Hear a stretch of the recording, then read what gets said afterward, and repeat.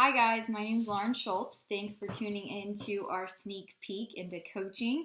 I'm going to share with you a little bit about how I coach being a full-time working mom and how I've transitioned that to being a stay-at-home working mom of two. I'm just going to first start out saying kind of why I dove into coaching. Coaching has given me such a purpose in life. I just kind of dwelled through life not really having any hobbies or something for me. So one, it's held me accountable tremendously in my health and fitness journey. That's why I signed up. I was all ready to do this. It makes me feel more fulfilled. It gives me a purpose in life, again, to help others lead this healthy, fulfilling life. The fact that I can have such an inspirational message to put out to people and motivate them to do what I've done, that isn't easy, but with the right support and accountability can be an amazing experience. So that's kind of why I dove into it.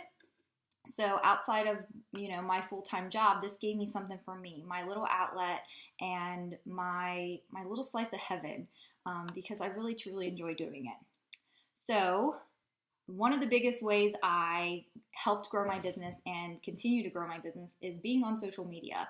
I know a lot of you already have Facebook profiles, maybe some Instagrams. So I thought, well, I already know these platforms. How much harder could it be? So I just got open and honest with myself and put my journey out there. That is part of this experience. That's part of coaching. You're sharing your journey with others and helping them and encouraging them along the way to join you on it. So that's a no-brainer. I was posting on social media. And the ways I did that wasn't necessarily too strategic, and I didn't have a huge following or anything, but I was very consistent in it. This business is going to fall a lot on consistency.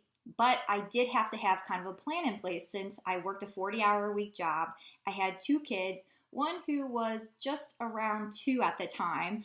She'll be 4. So I had a middle school kid and I had a young child, and a husband. So we had all this stuff that needed attention. And I was like, how can I fit this in? Well, one of the ways was I had early mornings. My fitness has always been really important to me after losing 80 pounds. And that my health is very important to me. So that was like my number one. Took care of myself before I took care of others, because if I'm not taking care of myself, I can't help others. I made sure I was getting my butt up at 4:45 in the morning, sacrificing a little bit of extra sleep to get my workouts in. That was key. So that set my tone for the day. That also gave me my first post of the day. So I wasn't thinking, racking my brain, what can I put out? I can put out a motivational thing, but I also put out my workout post, whether that be a video clip, a photo. I was putting something that I was getting my workout in daily.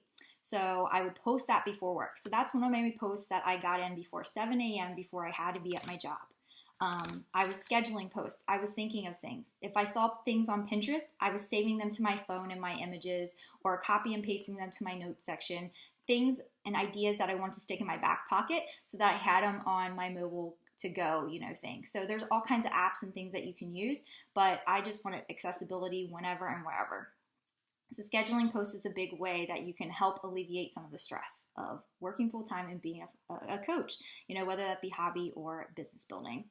I was checking in on my lunch breaks. I took every 30-minute lunch break. I took it in my break room, and I was still around my colleagues, but I was checking in with my challengers. So instead of focusing on gossip and chit chat by the water cooler, I was making use of my time and I was checking in with my challengers or responding back to messages I was receiving. Another thing I did was I had a desk job. So while I was keying away at data entry, I was listening and plugging into podcasts like National Wake Up Calls or podcasts from Chalene Johnson and things like that. I was always plugging into something encouraging at work. So while I couldn't read necessarily every single day, I was still plugging into Audible personal development. I was plugging away at late night sessions. Late night sessions sometimes came up, and you know what? I was up till 11 o'clock at night. But it was important to me, and I knew that some of those people work full-time jobs, so that was their only accessibility. So I made myself a little bit more accessible. It depended on the day and the night. Sometimes I was exhausted, but I did try to get a little bit of evening hours in. I'm not going to say it's like tremendously easy, but I will say it's been worth it. It's been a really rewarding experience so far for me, and I truly enjoy it. So how I transitioned into being a stay-at-home mom. My husband and I decided that the stress levels that I had and the money that I was really bringing in and what we were paying out in daycare expenses, really, was it worth it? That's what we had to ask ourselves.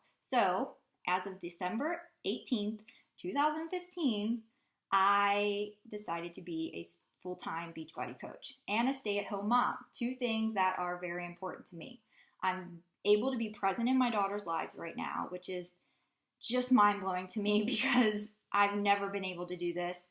But I also feel like I have a purpose and something for myself. So I'm still interacting with adults and stuff during the day, and I'm not just playing Play-Doh, but I'm also adding some value to others and doing something for me and holding myself accountable on my journey.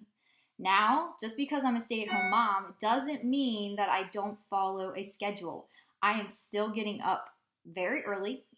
It's 5 to 6 a.m. depending on the day, but I'm trying to get my workouts in again early. Again, that's still like a post that I want to post.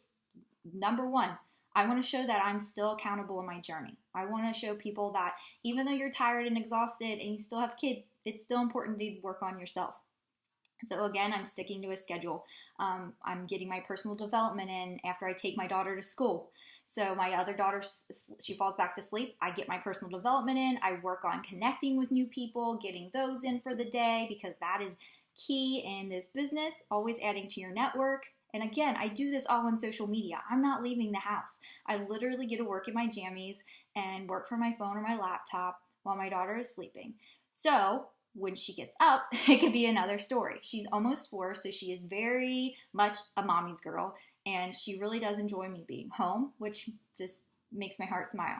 But I do have to take breaks. I mean, that's just the fact of the matter. So that's why it's really key for me to get up and for me to bust my butt from 6 to like say 9 a.m.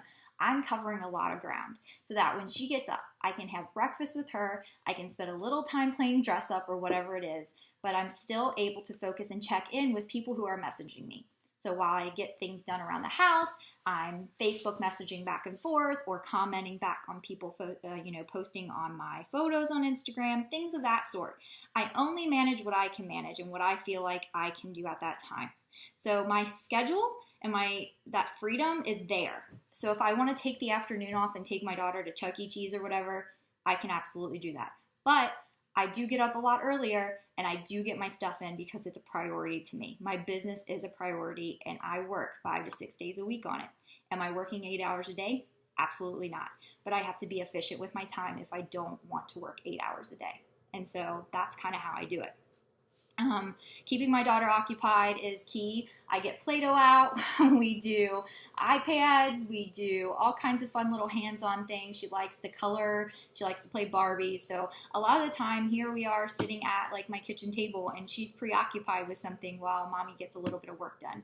But she enjoys me being home, so she kind of understands that I have to, answer back really quick. But I do make myself available for her all the time. And that's a little bit about how I did it while I was working and juggling all this and how I juggle it all now. But the fact that I get to stop and be done kind of with the grunt of my work and picking my daughter up at 2 from school, it's amazing. And it's been one of the most rewarding things I've done. Again, I truly enjoy it. And I really do think this is something that is going to be best for my family. I can't wait to hear from some of you guys on your thoughts and let us pick your brain about why you want to do this and why you think this would be a good fit for you. So I hope my video kind of gave you some reassurance that while you don't have to be a person that is a stay-at-home mom, you don't have to be somebody that is readily available at all hours of the day. You just have to be smart and efficient about your time and what your vision is in this business. I really enjoyed sharing my story with you and a little bit of tidbits of information. If you have any questions, feel free to reach out to me. I'm an open book. Thanks.